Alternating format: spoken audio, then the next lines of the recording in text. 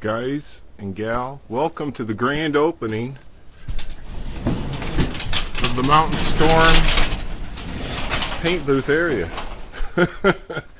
I still have some two-wheeled objects in my way, but I have basically cleared out a zone of my own.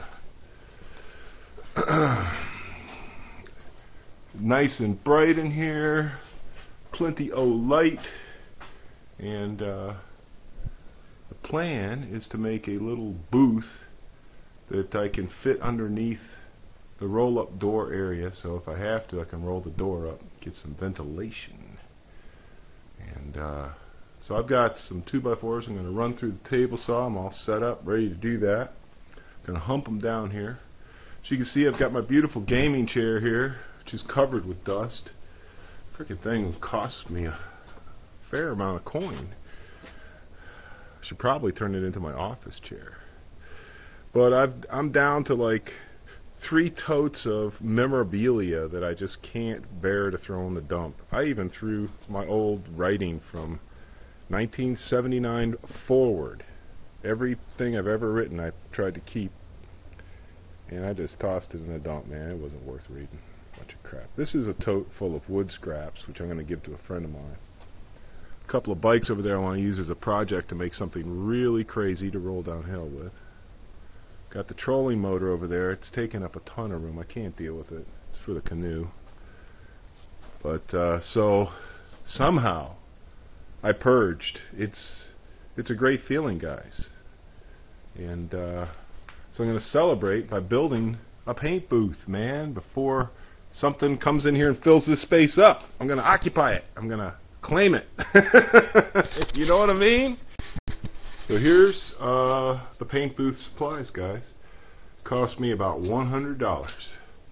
The most, probably what I thought was the most overpriced thing were these super heavy duty filters, but I looked at all the others. You know, you could spend $20 for a 3M filter, or $3 for these little fiberglass ones that look like a bug could fly right through it. And the main thing is to get some air without gnats, because gnats love fresh paint.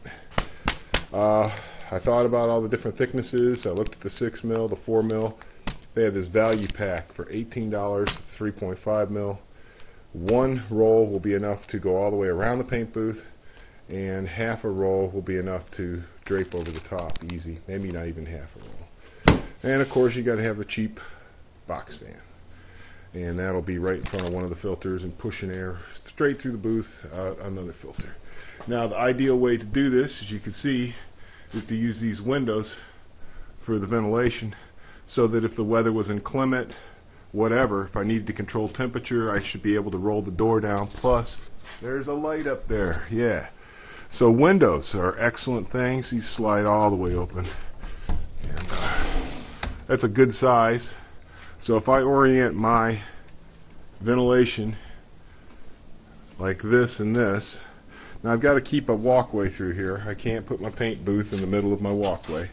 So this is pretty much my controlling line, is this zone here. And I can't go any taller than the roll-up door, which is about 7 feet, which should be fine. It'll give me plenty of room. I've got about 8 feet across, so not bad for a little spot. Not bad for project cost of $100 to build a dust-free environment to do good work in. And then of course I'm going to have to put a folding table in there and stuff like that, and put wires up in the thing so I can hang stuff, and you know, all that. There's a lot more to it than just putting up some visqueen. But I've got a bucket full of what's called cap nails. Okay, those green plastic things around the nail, and those are really good for securing visqueen. I'm going to try to do as much as I can with just this 3M duct tape, and try and tape it to itself and get it to go all the way around, but obviously you're going to have to secure it someplace.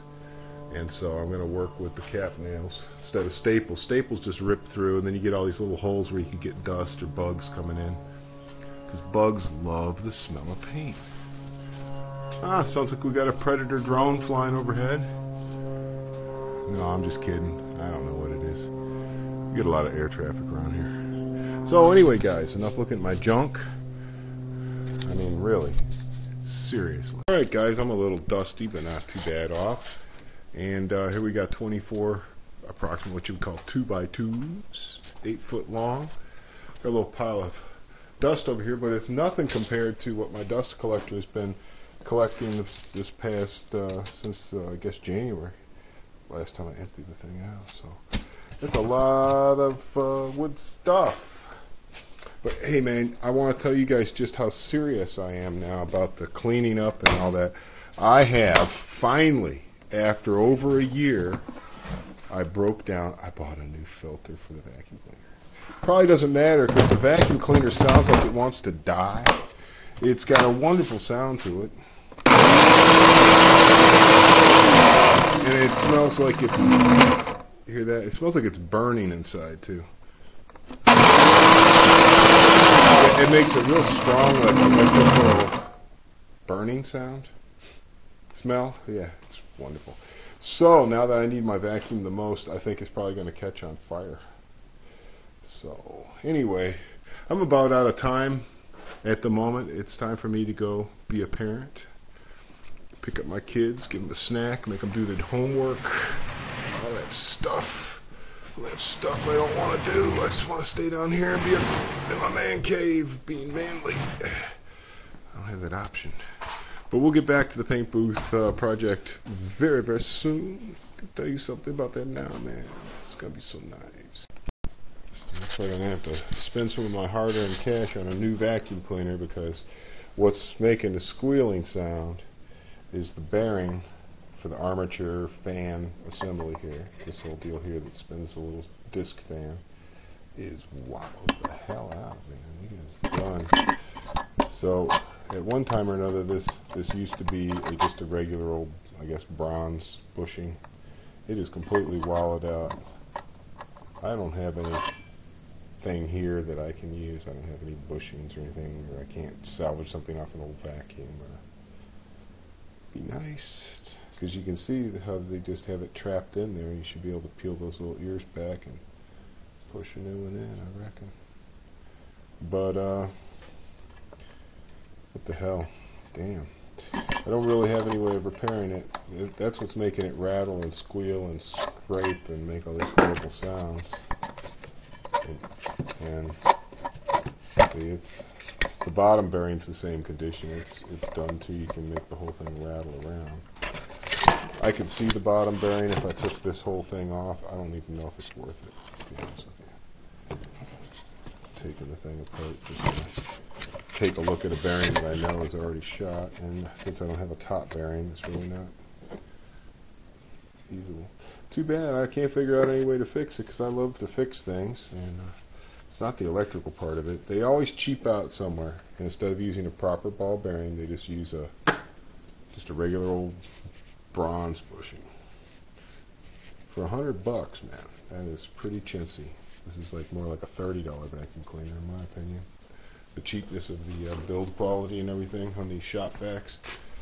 You have to pay like almost $180 and get a stainless steel commercial unit to have a halfway decent one, and I bet you they don't build the motors any different. My guess is that they all have the same exact construction. Wouldn't be surprised at all. Could be wrong. So I got a brand new beautiful filter, and I got an old crappy vacuum cleaner. Ain't that a kick in the teeth? Got some dust to clean up, got a paint booth to put up, and I got kids I gotta go pick up from the bus right about now. I will catch up with y'all later.